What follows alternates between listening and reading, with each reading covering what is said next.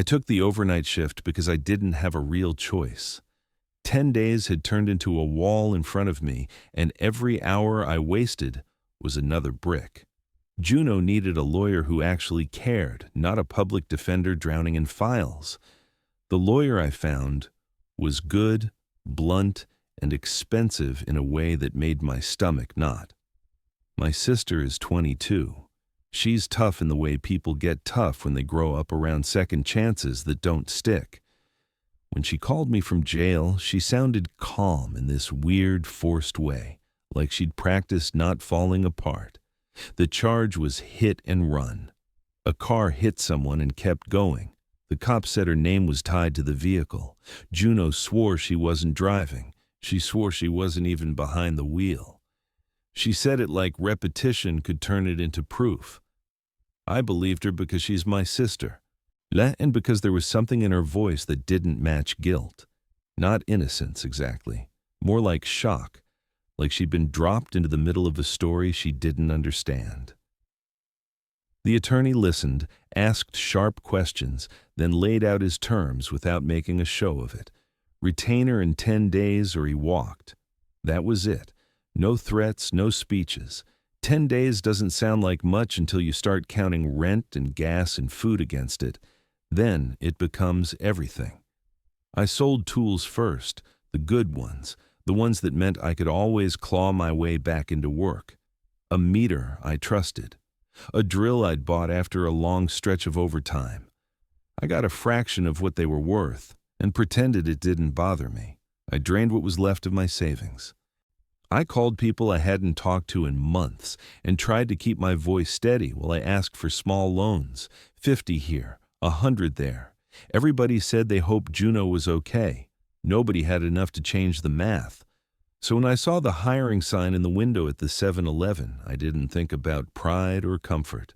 Mesa, Arizona, East Main Street and North Stapley Drive. Overnight associate needed. Immediate start. I filled out the application on my phone right there in the lot under flat white lights that made everything look too clean. They called me back 6 hours later. They didn't ask for references. They didn't ask where I'd worked last. They asked if I could do 11 to 7 and told me to show up at 10:45 for training. The call ended before I could even form a question. The parking lot looked wrong in a way I couldn't explain. Not spooky, not obviously dangerous, just empty, clean, too bright. The store glowed like a fish tank, harsh fluorescence pouring through the windows and flattening everything outside. One shopping cart sat crooked near the curb. A beat-up sedan was parked by the dumpster, like it had been left there on purpose. Inside, the roller grill turned slow under heat lamps, and the air smelled like burnt coffee and floor cleaner. The door chime chirped when I walked in, way too cheerful for that hour. Farah Nguyen was behind the counter with a clipboard, mid-30s, dark hair pulled back tight, uniform neat, eyes tired in a way that made me think she'd stopped expecting nights to go smoothly a long time ago. She looked up, took me in, and didn't smile. "You're Miles Carter. You can do 11 to 7, Farah Nguyen said flatly. "Yeah, I can," I said. "Then don't freelance. You do what the card says," she warned. "What card?" I asked. "This one. You keep it on you," she said. "If you break a rule, don't fix it by breaking another," she added quietly. She slid a small laminated card across the counter. The edges were worn, cloudy at the corners like it had been gripped too hard too many times. I kept it under my palm while she ran through training at a pace that made it clear she wanted it over with. Scan, total, cash, or card. Don't pop the drawer between transactions. Bathroom key on a hook by the coffee station. Back office through the employee's only door. Extra receipt paper under the counter. She pointed, moved, checked the clock, and kept her voice low and clipped the whole time. Everything looked like a normal convenience store. Bright rows of chips and candy. And cooler doors lined with drinks. A lottery terminal with a little thermal printer built into it. familiar enough to make my guard drop if I let it. Then I read the card. It wasn't the usual stuff. It read like someone had tried to turn a nightmare into a checklist. It said that between 1 a.m. and 4 a.m., I wasn't supposed to wear my name tag, and it had to stay locked in the drawer under the register. It said if anyone asked my name, I had to point at the receipt printer and tell them it was on the receipt, and I couldn't say it out loud. It said never sign, never initial, and never write anything for a customer, not on a receipt, not on a form, not on a napkin. It said if the lottery terminal printed by itself, I had to tear the ticket, put it face down under the cash tray, and not look at it until 7:01 a.m. And it said if I heard a pen scratching in the back office, I had to lock the office door and stay at the counter. And if someone said they just needed a signature, I wasn't supposed to answer at all. I read it twice, then slower, like maybe I'd missed the punchline. There wasn't one. The language was plain and practical, like whoever wrote it hated drama and just wanted you alive. The plastic was smeared with thumbprints, especially over the lines about names and signatures, like people had held it tight while their hands shook. I wanted to ask Farah what it meant. I wanted to ask if this was a prank or a test or just the kind of weird rule a tired manager makes up to scare new hires into paying attention. But she watched me with flat focus, like she was checking whether I could follow directions without turning it into a conversation. And I needed this job. I needed money, and I needed time, and I needed to get through one night without doing anything that would make Juno's life worse. So I swallowed my questions and slid the card into my pocket. Farah checked the clock, grabbed her purse from under the counter, and left without lingering. She didn't wish me luck. The door chime chirped again, bright and fake, and then the store was quiet except for the hum of machines and the buzz of the lights. I stood behind the counter in the harsh white glow, looking out at the empty lot on East Main and Stapley. The laminated card pressed against my thigh through my jeans, hard and rectangular, like a warning I couldn't ignore. 10 days. That was still the number. I put my hands on the counter, forced my breathing to slow, and waited for the night to start. Farah had barely cleared the lot before the store started to feel like it was leaning in toward me.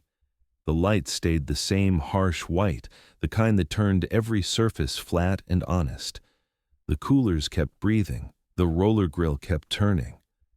But the quiet changed. It stopped being the normal late-night quiet and turned into something watchful, like the place was waiting to see what I would do when nobody else was here. I stayed behind the counter. I kept my hands visible because that felt like the only thing I could control. I straightened the gum display, faced the cigarette packs, wiped down the counter with a lemony rag that left streaks. Every few minutes I felt the card in my pocket and remembered the rules like they were a seatbelt I couldn't take off. Don't write, don't sign, don't say your name. It was ridiculous. And it was also the first thing in hours that had any structure to it. The automatic doors were closed, reflecting the empty lot and the bright interior like a mirror. I watched them more than I wanted to admit. I told myself it was habit. I told myself I was just being responsible. The truth was I kept expecting something to happen, and I didn't know what shape it would take. When it did happen, it wasn't loud, it wasn't dramatic, it was a half beat. The doors made their usual soft motor sound, but the chime lagged behind it, like the speaker needed a second to catch up. The glass slid apart, and a man was already inside the store. I hadn't heard footsteps. I hadn't seen him step through.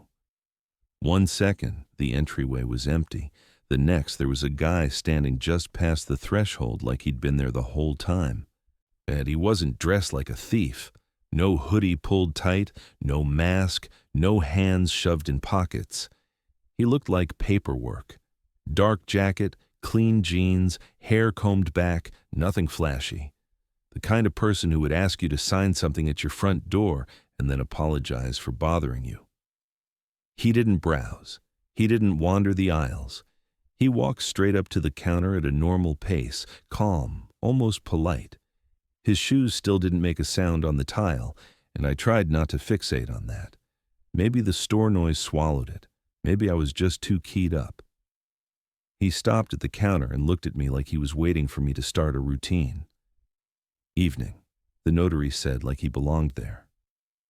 "Hey, what can I get you?" I asked. "Just these," he said, sliding the pen and paper forward. "All right," I said. "Va, write your name right here," he insisted, tapping the blank line. "I can't do that," I said, trying to keep my voice even. "It's not a big deal. Just a quick scribble," he muttered. "No, I'm not writing anything," I said. "Perfect. Print the receipt," he said quietly, like that was the real purchase. He'd brought his own pen and a single sheet of white paper. The paper was blank except for a line drawn near the bottom, the kind you see under a signature block.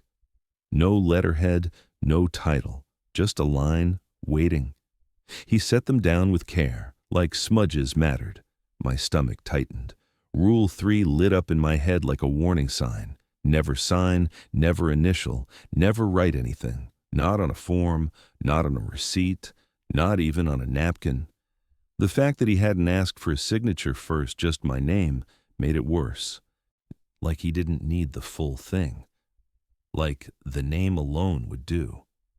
He didn't raise his voice when I refused. He didn't threaten me. He didn't even look annoyed. He just adjusted the angle of the paper and tapped the blank line again, slower this time, like I'd missed a simple instruction. When I said no again, his eyes flicked toward the receipt printer beside the register, and he told me to print like he was reminding me of a step I'd forgotten. I stood there for a second, with my fingers hovering over the keys, feeling stupidly cornered by something as small as a piece of paper. There was no good option that felt normal. If I told him I couldn't print without a purchase, I'd be making up a rule. If I asked him why, I'd be feeding him conversation. The card didn't tell me what to do when the request itself was the trap. It only told me where not to step. I needed a real barcode on the screen, something the register could recognize. So I made it a normal transaction, as normal as I could. I reached behind me, grabbed the cheapest pen from the store rack, scanned it. I grabbed a small notepad, scanned that too. 2 quick beeps that sounded like a lifeline. I kept my eyes off the total and hit the buttons by muscle memory. He placed a bill on the counter without hesitation. For a blink, the bill looked wrong. Not counterfeit, not movie money, just off. The portrait seemed too sharp, the ink too dark, like it hadn't settled into the paper yet. Then it was a normal 10, and my brain tried to pretend the first glance hadn't happened. My hands didn't shake, but my palms were damp. I took the bill, made change. Dekran set the coins down one by one, like I was defusing something. He didn't touch the change. He didn't touch the pen or the notepad either. He watched my hands. That was what he cared about. My hands and what they did. I hit the print button. The receipt rolled out warm and curled, the printer whining in that tiny, annoyed way it always did. I tore it clean and laid it on the counter in front of him. He picked it up with 2 fingers and read the top line first. Not the items, not the price, the address, the time, the store number. His eyes dropped to the part where the cashier name could appear, depending on the system. His mouth twitched. Not a smile, more like a confirmation, like he'd just watched a lock click into place. He folded the receipt once and slipped it into his jacket pocket like it was important. Then he left the paper and pen he'd brought right where they were, untouched, as if they'd only ever been bait. The blank line on that sheet stared up at me. He turned and walked toward the doors. The chimes sounded a fraction late again. The glass slid open for him, and he stepped through without looking back. I watched him cross the lot under the lights, No car, no pause. He headed toward the corner of East Main and Stapley and vanished into the darker spill beyond the store's glow. I waited until the doors closed. Then I went into the back office and leaned over the security monitor. 4 feeds: register, doors, lot, coolers. I scrubbed the timeline back to the moment he arrived. On the register feed, I was alone. Just me standing behind the counter, scanning items, taking a bill from empty air, making change for nobody. I printed a receipt and set it down for nothing, then watched nothing walk away. On the door feed, the doors never opened. No late chime, no sliding glass. They stayed shut the whole time, reflecting the empty store like a dead mirror. The lot feed showed a clean, empty rectangle of pavement. No man crossing it, no shadow, nothing. I rewound it again, slower, as if the footage might get embarrassed and finally show the truth. It didn't. The camera insisted I'd been alone. I walked back out front and stared at the counter. The notepad and pen I'd scanned were still there. The change was still on the counter, untouched. The blank sheet of paper with its waiting line was still there too, bright under the fluorescent lights, as real as anything in the store. My chest felt tight. I didn't touch the blank paper. I didn't throw it away. I didn't want to give it the satisfaction of being handled. I just stood behind the register and listened to the store hum around me, trying to convince myself I hadn't just been trained by a stranger with a receipt. After the notary left, the store didn't snap back to normal. It stayed tilted. The counter felt contaminated, like the blank sheet of paper was still sitting there, even after I shoved it into the trash under the register. I didn't even watch it fall. I just wanted it gone without giving it a moment of ceremony. The pen and notepad I'd scanned sat by the bag rack like props in a scene that had already ended, and I kept catching myself staring at them like they might move. I went back into the office and checked the monitor again, even though I'd already learned what it would say. Empty lot, empty door. Me alone at the register. The cameras were so sure of it, so clean about it, that it made my teeth ache. I scrubbed forward and watched myself stand there and wait, shoulders slightly hunched, hands flat on the counter like I was trying to keep them from doing something stupid. I told myself I'd just stay on script, ring up normal customers if any came in, keep my mouth shut, don't improvise, don't get curious. The rules weren't explanations. They were rails. If I stayed on them, maybe I'd get through the night and go home with my name still attached to my life. Just after midnight, the doors chimed. This time, the chime hit on time. Bright, plastic cheerful. The glass slid open and a girl stepped in like she'd been running. She looked wet, or at least like she should have been. She had that out-of-breath posture, shoulders tight, chin tucked, hair pushed back from her face as if she'd swiped it away with a shaking hand. She wore a hoodie and leggings, and the hood was up even though she was inside. Her cheeks were flushed, her eyes were wide. She scanned the store fast, not like a shopper, like someone checking exits. The weird part was she was dry. Not mostly dry. Dry like she'd been in a warm room for an hour. No beads of water on her hair, no damp spots spreading on her shoulders. Her sneakers didn't squeak. The entrance mat didn't darken under her feet. The parking lot outside, under the harsh white lights, was bone dry too. No rain sheen, no puddles, no streaks of water on the glass. But the air changed when she walked in. A faint smell of rain slid into the store, clean and cold, like wet asphalt after a storm. It didn't belong with the burnt coffee and fryer grease and floor cleaner. It was subtle, but once I noticed it, I couldn't stop. She didn't look at me when she passed the counter. She went straight toward the cooler wall and then veered to the display rack where the phone accessories hung. Chargers, cables, earbuds, cheap little boxes that promised to fix your life for $12.99. She stood there too long, staring at the hooks. Her hands hovered like she couldn't decide if touching anything was safe. Then she grabbed a charger, held it close to her face, and squinted at the packaging as if the words were moving. I watched her walk back up to the counter. She moved like her muscles were tight, ready to bolt. Up close, she looked early 20s, freckles across her nose, hair a dark brown that should have shown some damp if she'd been outside in rain, but it was smooth and dry. She smelled like nothing, not perfume, not sweat, just that rain smell hanging around her like an idea. She placed the charger on the counter and kept her fingers on it like she didn't want it to slide away. I scanned it. The register beeped. The total came up normal.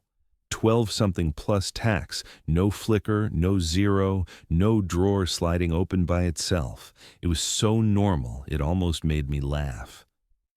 She pulled cash from her hoodie pocket, a 10 and a few ones, dry bills. She slid them toward me and watched my hands like she was studying a magic trick. I took the money, made change, and printed the receipt without being asked. My finger hit the button on instinct, and then I remembered Rule 2 and felt my stomach dip.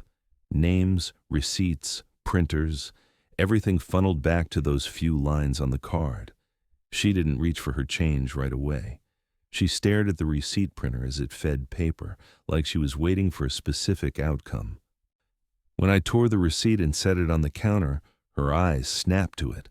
Then she looked up at me fast, too fast, like the question was already loaded in her mouth and she'd been holding it back. "What's your name?" she asked fast. "It's on the receipt," I said, pointing at the printer. "No, like, your name," she pressed. "It's on the receipt," I repeated, my voice coming out tighter. Her mouth tightened, not anger, more like frustration at a door that wouldn't open. She glanced down at the receipt, then back at me, as if she was checking whether I was lying. The thing was, I didn't even know if my name was on the receipt. Some systems printed it, some didn't. Farah hadn't said. The rule didn't say it had to be true. It just said I had to say it. She swallowed, and her eyes flicked to the windows, then to the entrance, then back to me. "What date is it?" she asked, eyes locked on me. "January 9th, I said, and she flinched like I'd hit a nerve. It was a real flinch. Her shoulders jerked, her fingers tightened on the edge of the counter. For a second, she looked like she might throw up. Then she forced herself still, breathing shallow through her nose.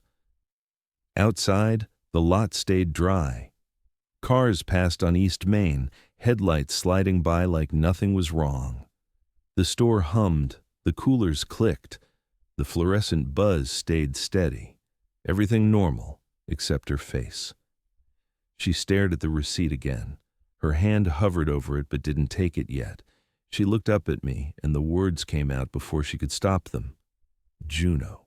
She said it like a slip, like her brain grabbed the wrong file. It wasn't a question. It wasn't even a full sentence. It was just a name that didn't belong in this store, on this counter, at this hour. My throat tightened so fast it hurt.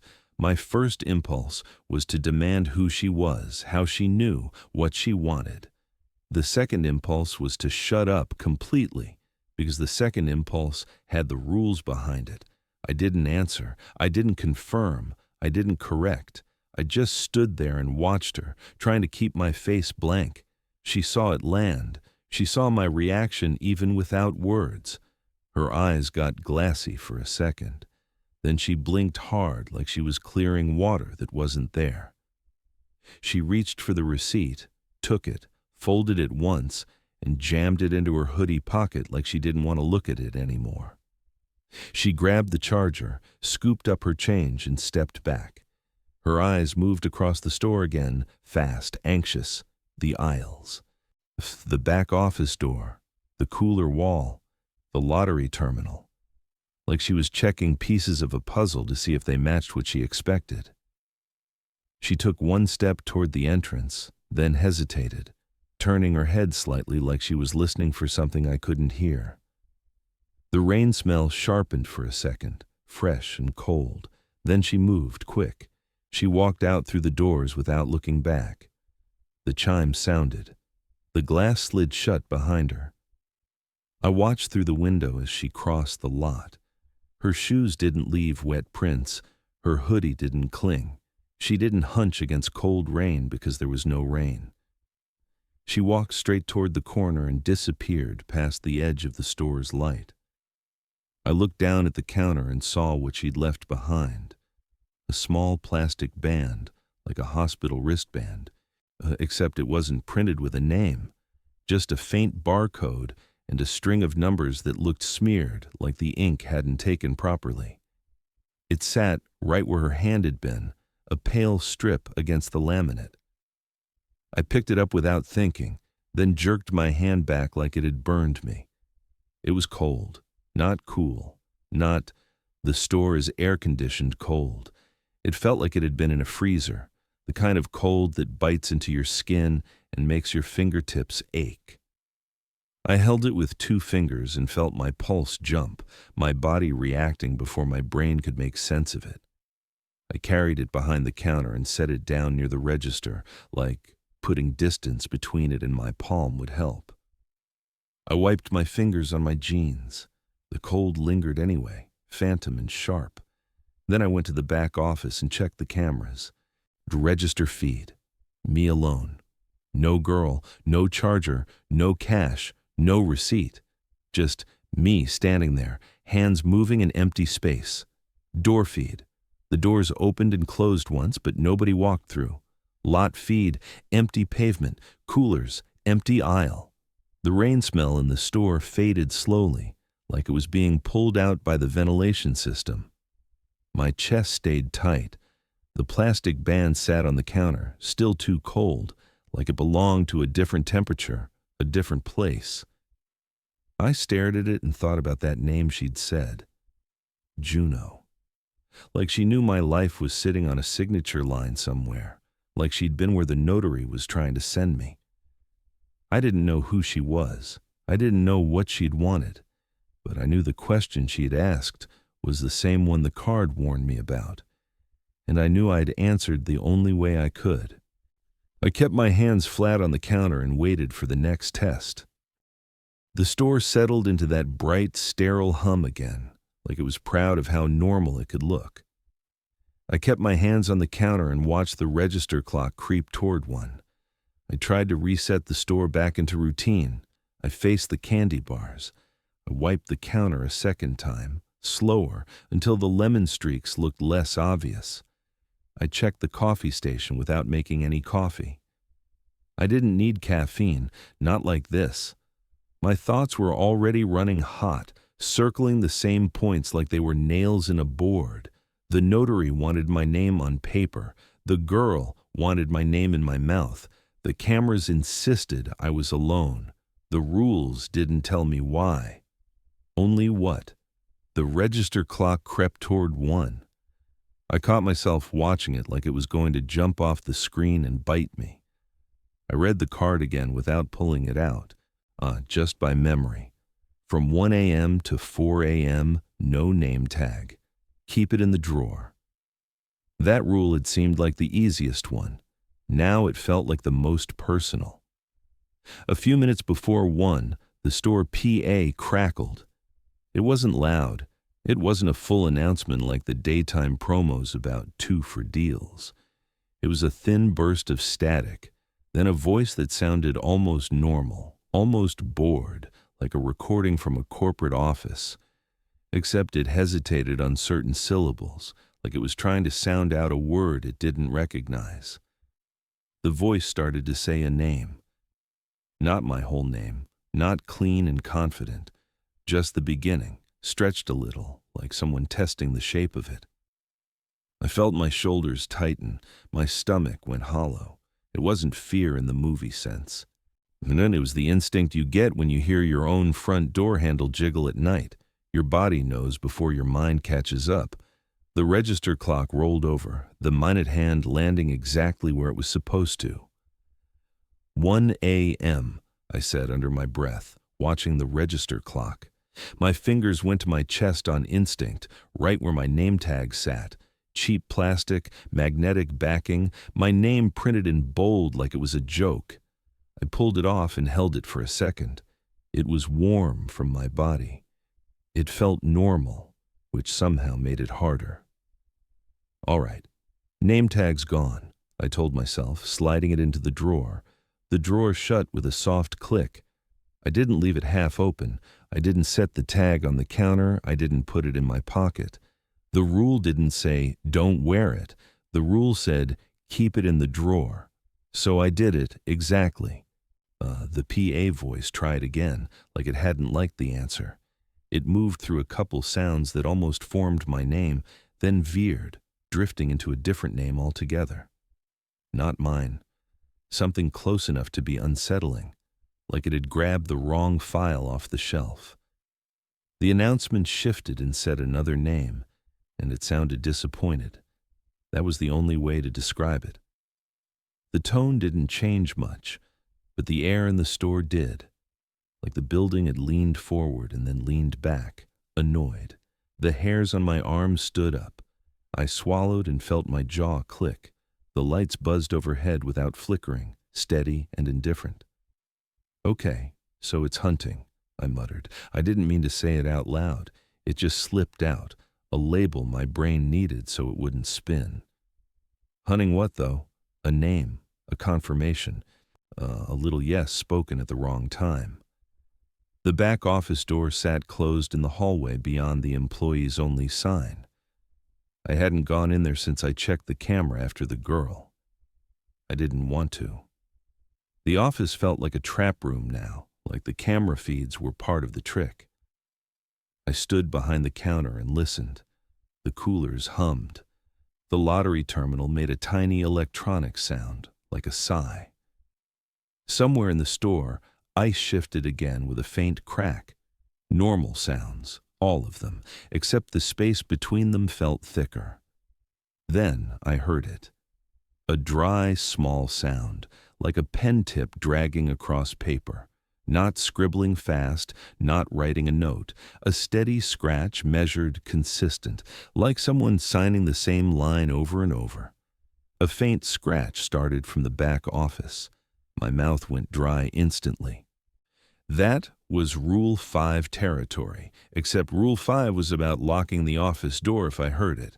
The problem was, the office door was already closed and I hadn't thought to lock it earlier. The lock was on the inside. Farah had shown it to me in passing like it was nothing, like you'd never need it unless you did. The scratching continued, faint but real, and as I listened, it got clearer, not louder in volume, so much as sharper in definition, like whatever was doing it was moving closer to the door, or like my ears were adjusting to it. I could almost hear the pauses, the lift of the pen, the press back down. Sign, lift, sign, lift, patient, endless. Nope, I said, and my mouth went dry. My hands hovered above the counter. I looked toward the hallway, then forced my eyes back to the front doors. The rules didn't say, go check. The rules said, stay behind the counter unless you had to. And nothing about this felt like something I could fix by walking toward it. The lottery terminal blinked, just one small flash on the screen, like a cursor waking up. Then another. The little printer slot on top made a soft feed sound, not printing, just test in the rollers. My stomach tightened again. The card had warned about that too. If it prints by itself, tear it off, face down, don't look until 7:01. The specificity of that time crawled up my spine. I stared at the terminal, waiting to see if paper would start to move. It didn't, not yet. It just blinked again, like it was thinking. Behind me, the scratching kept going. I pressed my palms flat on the counter, hard enough to feel the laminate flex just a little. I wanted my hands pinned down. This wanted proof that I wasn't reaching for a pen, wasn't opening a drawer, wasn't touching anything I shouldn't. I'm staying right here, I told myself, forcing my hands flat on the counter. The PA didn't speak again after that disappointed name. The store stayed bright and clean, like nothing could hide in it, even though I could feel something moving without moving, working without showing itself. The cold plastic band sat by the register like a reminder. The cameras would tell their own version of the truth if I looked. The rules sat like a fist in my pocket, tight and simple. I kept my eyes on the doors. I kept my breathing slow. I listened to the pen scratch in the back office like someone finishing paperwork I'd never agreed to. And I waited for the lottery terminal to decide whether it was going to print. After one, the store felt like it had settled into its own rhythm, and that rhythm didn't include me. The lights were still bright, the shelves still neat, the coolers still humming like they had nothing to hide, but the air had that thin, tight edge I couldn't shake, like the building was holding its breath and waiting for me to do something small and stupid. I kept my hands where the cameras could see them, even though I knew the cameras didn't matter the way they were supposed to. It was still a habit, a stubborn little piece of logic I clung to. If my hands stayed on the counter, I couldn't reach for a pen without meaning to. I couldn't write by accident. I couldn't sign something in a moment of panic and then sit there later trying to convince myself it didn't count. The plastic band the girl had left was still near the register, and I still refused to touch it. I'd nudged it onto a napkin with the edge of a candy box, slid it to the far end of the counter, and left it there like a piece of broken glass. Every time I glanced at it, I remembered the cold biting into my fingertips and the way the cameras had shown me alone. I didn't know what she'd wanted. I only knew the question she'd asked was the same one the card warned me about. The lottery terminal sat quiet and innocent. It hadn't printed anything. It hadn't beeped. It just blinked that soft, idle light every now and then, like it was keeping time. The roller grill turned. Coffee sat in glass pots, getting darker by the minute.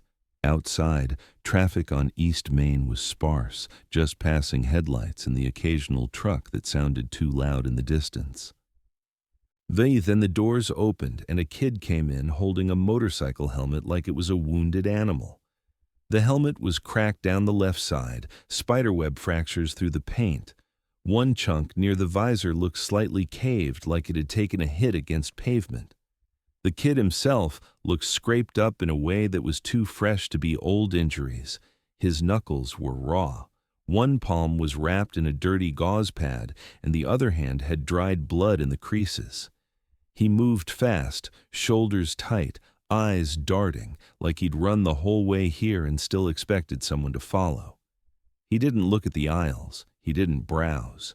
He went straight for the cooler, grabbed a bottle of water, then snagged a roll of athletic tape from a small display near the register. Small, normal stuff. The kind of purchase you'd make at a convenience store without thinking. But nothing about him felt casual. Even the way he set the items down had urgency, like he wanted a transaction on record. I scanned the water. I scanned the tape.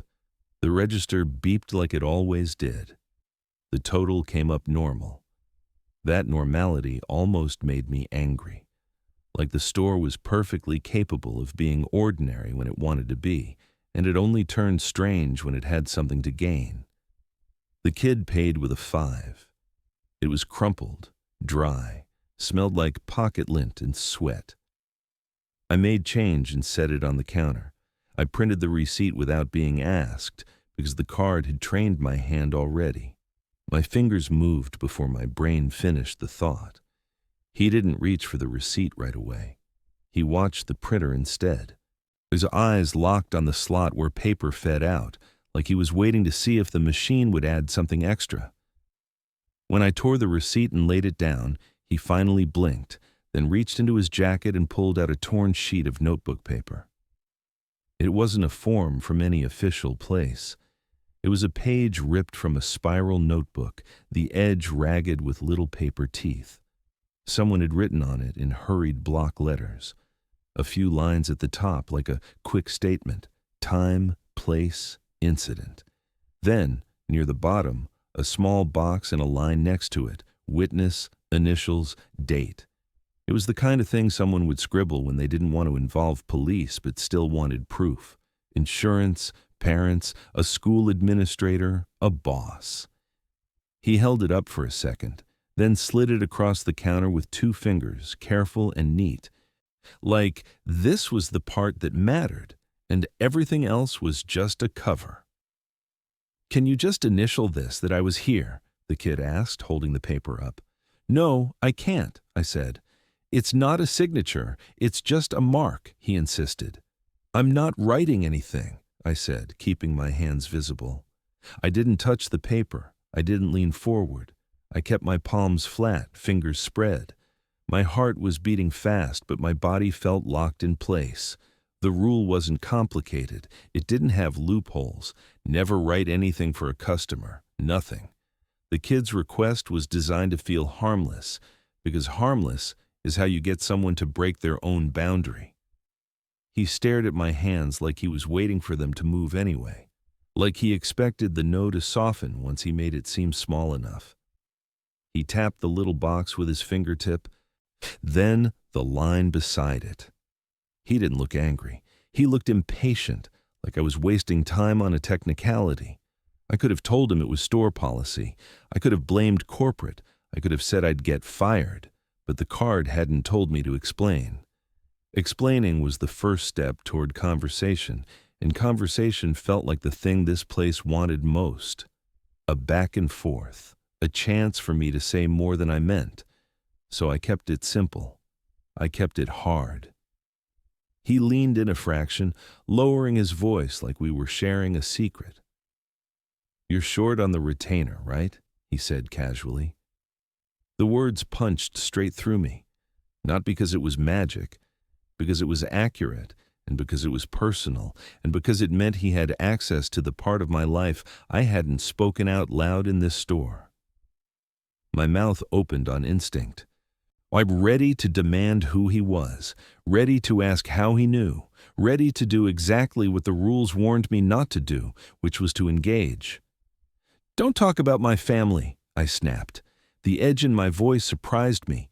It came out sharper than I meant, like a reflex, like touching a hot stove. The kid's eyes brightened, and for a second, I saw it clearly. He didn't want my initials. He wanted my reaction. He wanted the part of me that flinched at the right name. "Juno," he said anyway, like he wanted to watch it land. My stomach dropped hard. My hands tried to lift off the counter, and I forced them back down. I felt the urge to grab the paper and rip it in half, to erase the situation by violence. But that would still be touching it. That would still be participating. And I didn't trust this place to understand the difference between ripping and signing. I didn't trust it to care. I didn't answer him. I didn't confirm her name. I didn't deny it. I just stared at him until the silence started to feel like a wall between us. The kid waited, eyes fixed on my face like he was watching for the next slip, watching for me to say my name, watching for me to say hers again, watching for me to ask a question, anything that turned a refusal into a conversation. He nudged the paper closer, stopping it at the edge of my reach, close enough to be tempting, close enough to make my fingers twitch. He didn't touch me. He didn't threaten me. He just offered the chance to make it feel like I was helping someone, and the part of me that still wanted to be a decent person hated him for it. I kept my voice low, and I kept it final. "Get your stuff and go," I said, my voice coming out low. He held my gaze for another beat, and in that beat I saw something in him that didn't fit. Not fear, not anger. More like curiosity, like he was evaluating me the way Farah had evaluated me. Like he was deciding whether I was going to last. Then he took the notebook page back, folded it once, and tucked it under the cracked helmet. He grabbed the water and the tape, finally took the receipt, and slid it into his pocket without looking at it. He walked toward the doors, and again I didn't hear his steps. His sneakers should have squeaked. The tile should have given him away, but he moved like sound had been turned down around him. The doors opened. The chime rang bright and normal. He stepped out and the glass closed behind him. I watched him cross the lot under the store lights. No car, no pause. Just a straight line toward the corner, then darkness beyond the reach of the fluorescent glow. For a second, the store felt too quiet, like it was waiting for the next part. Then the receipt printer whirred. I hadn't touched the register. I hadn't hit print. I hadn't rung up a new transaction. The printer still fed paper, warm and curling, and I felt my throat tighten as the strip slid out like a tongue. At first, it looked like a normal duplicate receipt, the kind you could print if you hit the wrong button: store number, address, a timestamp, water, tape. Then, at the bottom, it added a line that didn't belong on any receipt. A single word, clean and official, followed by a blank space meant for a human hand. It read, "Witness," and then nothing. Just open room on the paper where initials should go. I didn't tear it off. I didn't touch it. I let it hang there, curling under its own weight, like the printer was offering me a pen I didn't want to see. My palms pressed harder into the counter until my wrists ached. Somewhere behind me, from the direction of the back office, I heard the faint start of that steady scratching again, patient and measured, like someone signing papers in a room I wasn't supposed to enter. I kept my hands where they were. I didn't give the store anything. I didn't touch the paper when it finally let go of the printer. I let it fall wherever it wanted and kept my hands flat on the counter. The scratching in the back office didn't stop. The scratching in the back office kept going after that. It came in steady runs, not frantic, not messy. It sounded like someone who had all the time in the world. A pen tip pressing down, dragging, lifting, then pressing again. Over and over. Each little pause felt deliberate, like it was waiting for a second pen to join in, like it was giving me room to step into the rhythm. I tried to drown it out by focusing on normal things. I faced the candy bars. I adjusted the lids on the coffee pots. I checked the mop bucket even though it didn't need checking. My eyes kept sliding back to the employees-only hallway. The office door was closed, but it wasn't locked.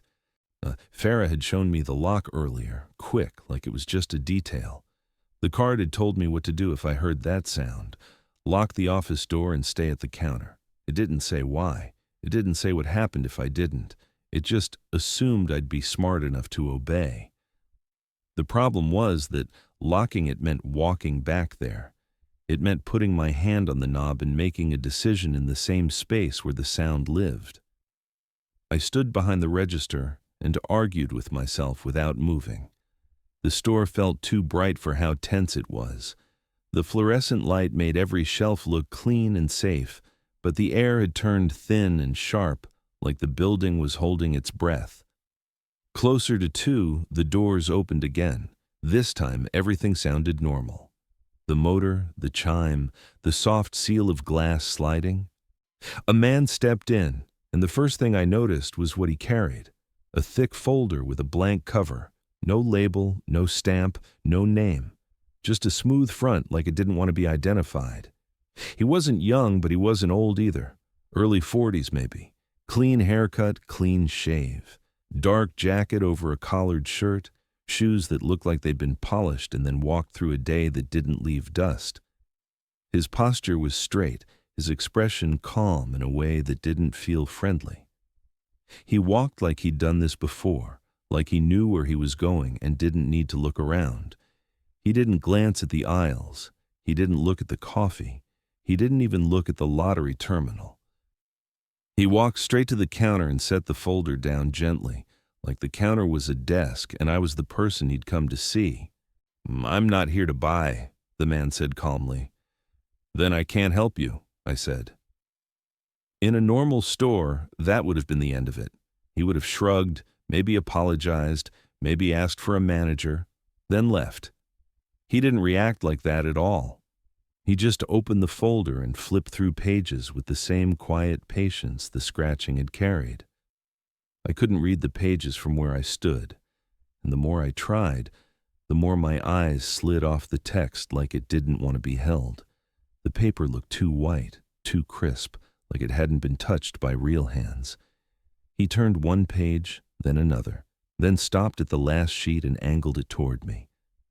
That page had one thing my brain could hold on to, a signature line at the bottom. He set a pen on the page, aligned neatly with the line, tip pointing toward the space like an arrow, and cheap black body, simple clip, the kind of pen you'd get for free at a bank, and somehow that made it worse. It looked normal, it looked harmless, and it was clearly the point. "You can. One signature," he replied, sliding the folder closer. "I'm not signing anything," I said, and my throat tightened. I kept my hands on the counter, palms down. I didn't reach for the folder. I didn't reach for the pen. I didn't lean in to read the text above the line because I had a feeling reading it would be its own kind of agreement, like letting my eyes settle on those words would count as accepting the terms. The man watched my hands. Not my face. My hands. His calm didn't change when I refused. If anything, it deepened. Like he'd expected the first no. Like the first no was part of the process. Behind me, the scratching sharpened. It didn't just exist in the background anymore. It became clear, steady, unmistakable. Like it wanted to make sure I understood it was still there, still working. The scratching got louder from the back, steady like a metronome. My stomach rolled. The sound and the pen on the paper felt connected, like two ends of the same wire. One pen signing in the back office, another pen waiting in front of me. The folder was blank on the outside, but it didn't feel empty. It felt heavy with consequence, like it held a version of my life that wasn't mine to authorize. The man didn't raise his voice. He didn't threaten me. He didn't even try to shame me.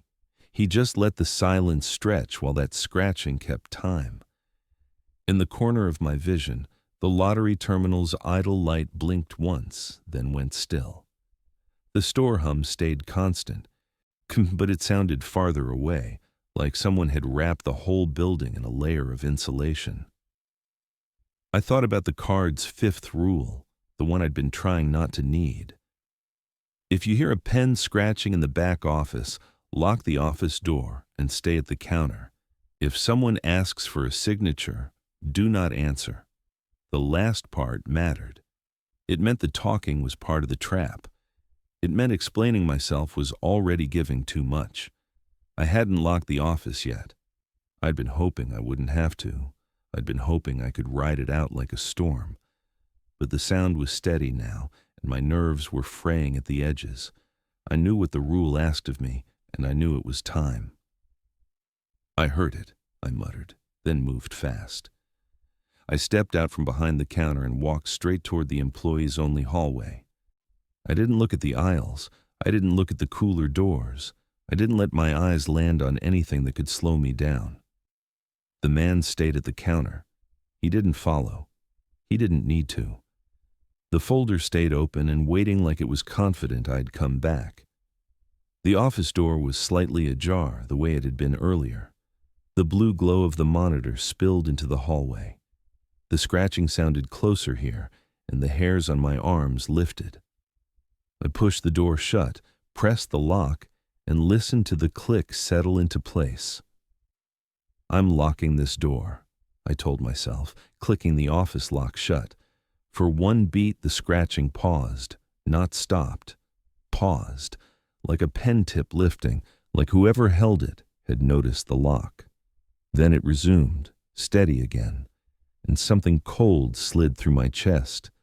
The pause felt like acknowledgement, like it understood I'd followed the rule, like it was adjusting its approach. I didn't stay in the hallway. I went back to the counter fast, faster than I should have moved. I slid behind the register and planted my hands on the counter again, palms flat, fingers spread, as if I could nail myself in place. The man was exactly where I'd left him, same posture, same calm eyes, same folder turned toward me, same pen waiting on the line. He didn't comment on the lock. He didn't ask why I'd walked away. He didn't need to. His gaze stayed on my hands like he was tracking whether they would finally betray me. Then he leaned forward a fraction, and his voice dropped even lower. Not intimate, not friendly. Just controlled. "Sign it and your sister goes home tonight," he said quietly. The words hit me like a punch to the ribs. My lungs tightened. For a second, my brain filled with pictures. Juno on a plastic bench in a holding cell. Juno trying to sound calm on the phone. The attorney's face when he said 10 days. The way money had turned into a countdown that didn't care about truth. I wanted to talk. I wanted to demand how he knew about her. I wanted to say her name and spit it at him like it would break the spell. I wanted to ask what this was, what the store was, what the scratching meant, why my life was being handled like paperwork. I didn't do any of it. I kept my mouth shut because the rule didn't tell me to argue. It told me not to answer. It told me to stay at the counter. It told me to treat the request like a cliff edge. The pen stayed there. The folder stayed there. The scratching kept time behind the locked door, like someone completing forms that didn't need my permission anymore. I turned my head just enough to catch the monitor glow through the office window, even though I didn't want to. I told myself I was checking reality. I told myself I was checking the cameras. I told myself it was safer to know. The screen flickered. For a heartbeat, the register feed wasn't empty. The store wasn't quiet.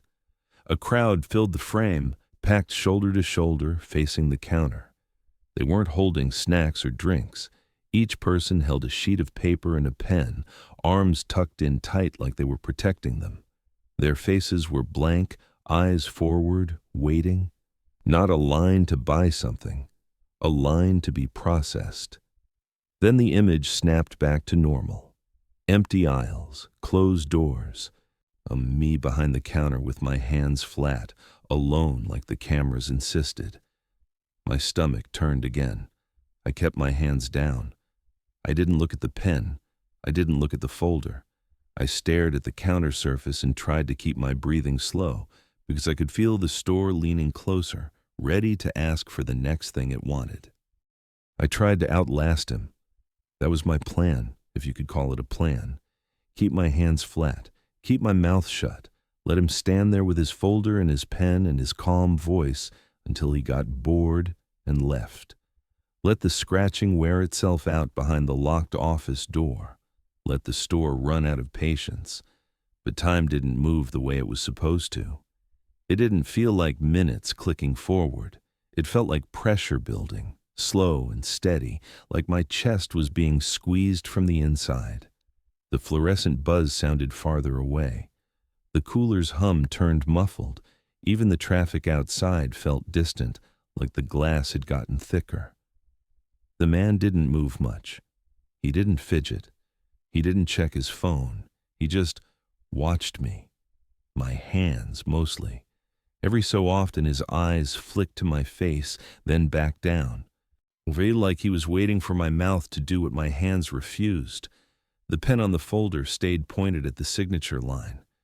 The paper above it kept resisting my eyes. I could sense words there without being able to hold them.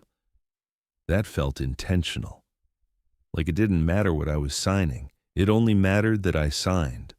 The scratching behind the locked office door kept time.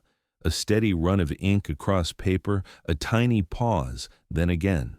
Patient, endless. It sounded like bureaucracy with teeth. I didn't answer his earlier promise. I didn't react when he said Juno would go home. I just stared at the counter surface, trying to keep my thoughts from sprinting in circles. 10 days, retainer, jail, a line on a page, a pen. I kept telling myself the same thing. If I didn't give him anything, he couldn't take anything. And he adjusted his approach without raising his voice. He didn't ask me to sign again, not at first. He asked questions, small ones, normal-sounding ones, the kind you answer without thinking. He asked if I was the only one working. He asked if I'd been here long. He asked if I'd worked at other stores. He asked what my shift was. He asked if I was sure I didn't want to just finish the page and be done. I didn't answer. I let the silence sit between us like a wall.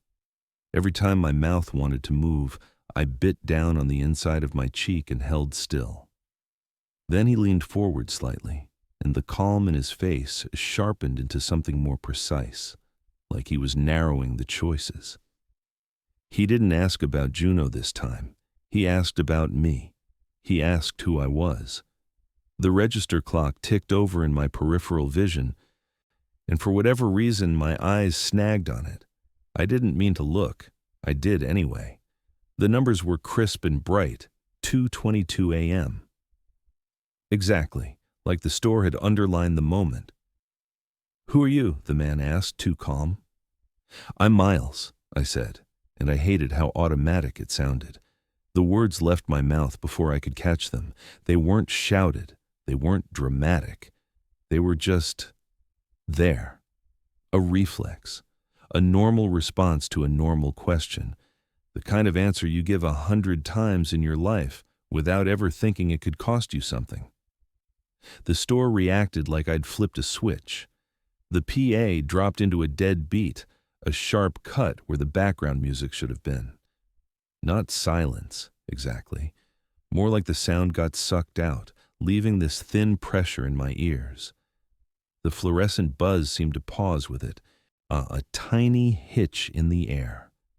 Then the receipt printer started up on its own. It didn't whine the way it did when it jammed. It didn't grind. It fed paper smooth and fast, like it had been waiting. The strip slid out warm and curling, and I saw my name on it before my brain could pretend I hadn't. Miles Carter. Full name, clean print. No reason for it to be there. No transaction, no button pressed. Just my name, like a label being applied. My stomach dropped. My hands stayed on the counter, but my fingers went numb, like my body was trying to disconnect from the moment. And then he was there again. Not the file man, the other one, the notary. I hadn't heard the doors. I hadn't heard the chime. I hadn't seen movement in the glass. He was just suddenly close enough that his voice felt like it brushed my ear.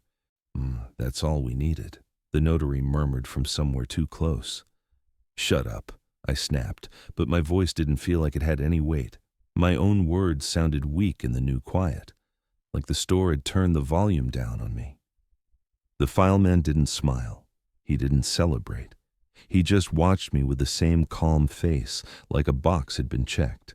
The monitor in the back office flickered blue through the window, and for a few seconds the register feed flashed that crowd again. People packed in tight, papers in hand, pens ready, all staring forward like they were waiting to be processed. This time it looked sharper, less like a glitch and more like a view through a window. Then it was gone, snapped back to empty, snapped back to the lie. The paper kept feeding out of the receipt printer until it stopped on its own, leaving my name hanging there in black ink. I didn't touch it. I couldn't. My throat was tight, my mouth dry, my heart pounding like I just made the worst kind of promise without meaning to. After I said it, after the words left my mouth and became real in the air, everything in the store changed in a way that didn't need an explanation. The pressure in my ears eased for half a second, like a hand had loosened its grip, and then it came back in a different shape. Cleaner, sharper, like the store had stopped trying to scare me and started trying to finalize me. The receipt printer finished spitting out that strip with my full name and went quiet. The paper hung there, warm, curled at the end like a tongue that had tasted what it wanted. I didn't touch it. I kept my hands planted on the counter, palms flat, fingers spread like I was pinning myself down. The scratching behind the locked office door stopped. Not faded, not slowed, stopped mid-rhythm. It was like someone had lifted the pen and set it aside because the signature they were waiting on had already happened. That silence was worse than the sound. The scratching had been a reminder. The silence felt like confirmation. The fileman didn't look surprised. He didn't look pleased. He looked finished, like a clerk who just watched the right box get checked. The notary was still too close. I didn't turn my head toward him. I didn't want to give him the satisfaction of being seen. The space beside me felt crowded anyway, like he didn't need my eyes to be present. His breathing was quiet, almost non-existent, the kind of quiet you notice because it's wrong. The folder on the counter slid forward. I didn't see the fileman push it at first. I saw it move, inch by inch, until the last page sat right at the edge of my reach. The pen rested on top, angled toward the signature line like it had been arranged for a photograph. It was still the same cheap black pen, still normal-looking, still deadly in the only way this place cared about. The page above the line was readable now, and that scared me too. Not because I wanted to read it, because it meant it wanted me to read it. The letters sat crisp and patient, like they'd been waiting for my name to unlock them. I forced my eyes down to the laminate counter instead. I stared at a scratch near the register, a shallow gouge that looked like someone had cut it with a key. I counted it like it was a lifeline. I focused on the hum of the coolers, the steady white noise of refrigeration, something mechanical and honest. The fileman's hand stayed near the folder but didn't touch me. He didn't need to. And he had what he wanted already, and now he was offering me the chance to make it worse in a way that would feel voluntary. The lottery terminal blinked again, a soft blue pulse, then a second one, like it was waking up. The little printer slot on top made a quiet feed sound, just the rollers testing, not printing yet. Teasing. I kept my eyes away from it. The card's Rule 4 sat in my head, exact and cold.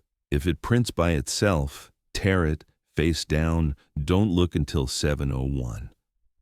The problem was, I didn't trust my hands around paper anymore. I didn't trust what counted as looking. I didn't trust this place to respect intention. I stayed still. The air felt thinner.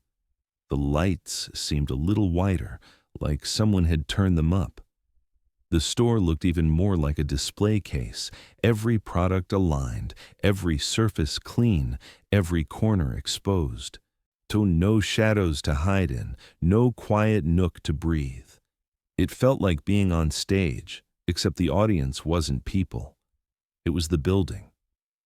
The notary shifted, and I felt it more than I heard it. The slightest change in the space beside me, like a person leaning in to read your text over your shoulder. The fileman moved the pen closer, not by sliding it, but by rotating the folder just enough that the pen's tip pointed more directly at the line, like it was choosing a target.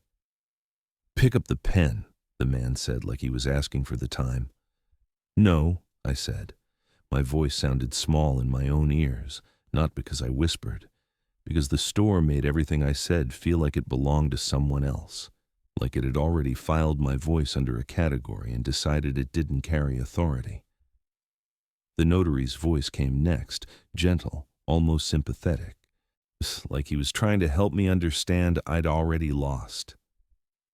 "You already agreed when you said your name," the notary insisted softly. My stomach turned. That was the trick. It was never about a dramatic signature. It was never about a big decision. It was about catching you on the small automatic parts of being human. A name. A yes. A reflex response. They didn't need me to sign in ink if they could get me to sign in sound. I didn't look at the paper. I couldn't risk reading it and feeling my brain latch onto it. I kept my eyes on the counter and felt sweat gather under my arms, cold against my skin. "That's not an agreement," I said, forcing myself not to look at the paper. The folder stayed there, patient. The pen stayed there, waiting. The silence stretched. The coolers hummed.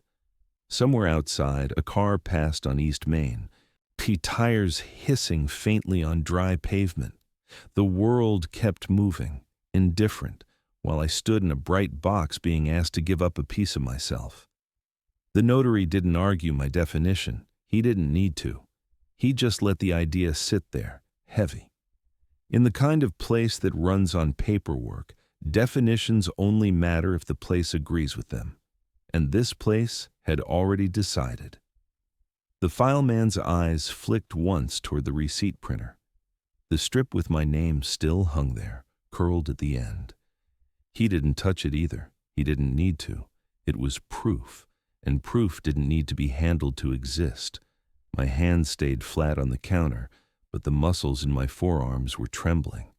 It wasn't fear alone. It was effort. It was the strain of holding myself perfectly still while everything in my body wanted to do something. Run, fight, argue, bargain. Anything but sit there like a statue. The pen scratching didn't start again. That was the message. The store wasn't trying to lure me anymore. It had already gotten the sound it wanted. Now it was just asking if I wanted to make it official with my own hand, the way polite systems prefer. Consent, cooperation, a clean record. The lottery terminal blinked again, and the little printer rollers clicked once more, louder this time. A thin strip of paper fed out a fraction of an inch, then stopped like it was testing how badly I wanted to look. The urge to glance at it rose in me like an itch. I fought it. Looking was a kind of participation. The card had been clear. Don't look at the ticket until 7:01. I didn't have a ticket yet, but the terminal was trying to create one. Trying to pull my attention off the folder and onto a different trap. The fileman didn't move fast. He didn't slam his hand down. He didn't raise his voice. He waited. Calm as an office wall, like the world always came down to forms and signatures, and people eventually gave in because people needed things. I thought of Juno's voice on the phone that practiced calm, the way she'd said she wasn't driving like it was a prayer. I pictured her sitting on that plastic bench, hands in her lap, trying not to cry in front of strangers. I pictured the lawyer's face when he said 10 days, like he'd already watched this story end for other families and didn't want to pretend it was different. The folder was inches from me. The pen was right there. One small motion and my problem could be solved, at least on paper. That was the point. It was supposed to feel like relief. It was supposed to feel like finally breathing out. But the notary had said it already. I'd agreed when I said my name. If that was true, then signing wouldn't be a solution. Signing would be a surrender. Signing would be me telling the store I accepted its definition of me, that I was willing to be processed. The office door stayed locked. The monitor glow leaked faintly from the crack under it. I didn't turn to look. I didn't need to see the crowd again to know it was there somewhere, waiting with paper and pens, waiting to be told they were real. The fileman shifted the folder again, just a hair, and the pen rolled a fraction of an inch toward the line. It stopped neatly, like it had settled into its correct place. I swallowed. My throat was dry. My tongue felt too big for my mouth. I could hear my heartbeat in my ears, steady and loud, like it was trying to drown out everything else. Then the fileman spoke again, and this time he didn't mention paperwork. He didn't mention agreements. He didn't mention signatures. He went for the simplest lever in the world. "You love your sister?" the man asked, patient. The question hit harder than the promise, because the answer was true, and it was human, and it was the kind of answer that wants to come out without thinking. Love was a reflex, too. Love was easy to confirm. I felt my jaw tighten. I could have stayed silent. I could have let the question hang there and refused to give it even that. But there was a difference between silence as protection and silence as cowardice, and I could feel the line in my chest. I answered, and I kept the answer small. I kept it honest. I didn't dress it up. I didn't make it a speech. I didn't give them anything extra. "Yeah, and I'm still not signing," I said, trying to stay calm. The air shifted again, subtle. The lottery terminal stopped its teasing clicks. The receipt printer stayed quiet. The store seemed to pause, like it was deciding whether this refusal mattered after what it had already taken. The notary didn't laugh. The fileman didn't get angry.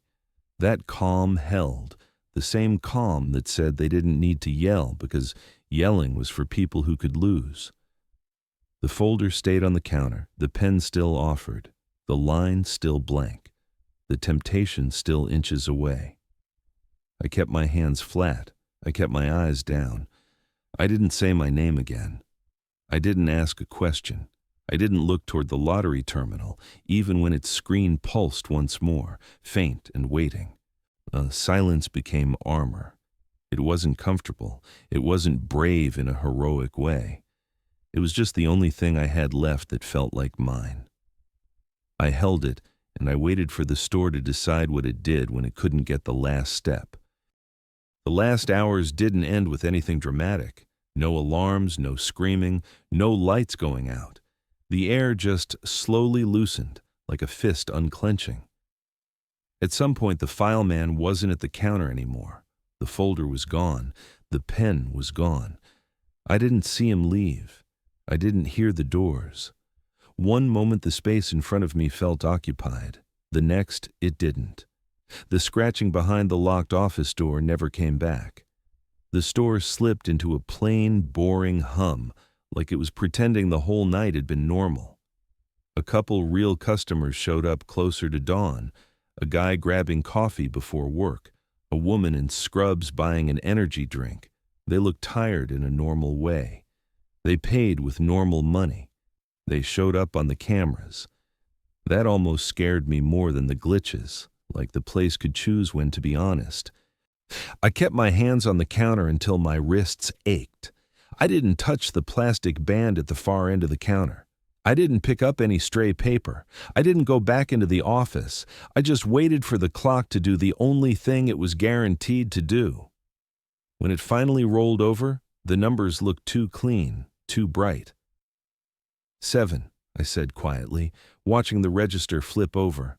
I clocked out the way Farah had shown me. Quick taps, a tiny beep, like the system recording that I existed. I grabbed my jacket and checked my pockets without digging, just enough to make sure there wasn't a pen in there, or a folded form, or anything I hadn't chosen. Nothing. Empty. I looked over the counter one last time. No folder, no loose papers, no lottery ticket, no weird receipt in my hand. I kept it that way on purpose. I'm done, I told myself, and I walked out without taking anything. Outside, the morning air hit me like a reset. Mesa looked normal again. Pale sky, street lights still on, traffic starting to pick up on East Main. I stood in the lot for a second, just breathing, like I needed to prove to myself the air was real. Then I got in my truck and drove home on autopilot. Later that day, my phone buzzed with a voicemail from the attorney's office. I stared at it before I hit play, already feeling that cold drop in my stomach. Your retainer was paid in full. Timestamp shows 2:22 a.m., the voicemail said. The message went on in a polite, professional tone. Payment cleared. Case moves forward. Call if you have questions. I didn't call back. I didn't have questions I wanted answered. I just sat there with the phone in my hand, not replaying that moment in the store when I'd said my name like it was nothing. I hadn't signed the paper. I hadn't picked up the pen. None of that mattered. All it took was one reflex, one automatic answer at exactly the wrong minute. The store didn't need my handwriting. It needed my identity, and I'd handed it over for free. I deleted the voicemail, not because it wasn't important, but because I couldn't stand hearing that time again. I didn't go back to the 7-Eleven on East Main and Stapley. I didn't drive past it. I didn't check the hiring sign. I just understood the rule that never made it onto the card. Don't give it a second chance to confirm you. The only way out was to stay gone.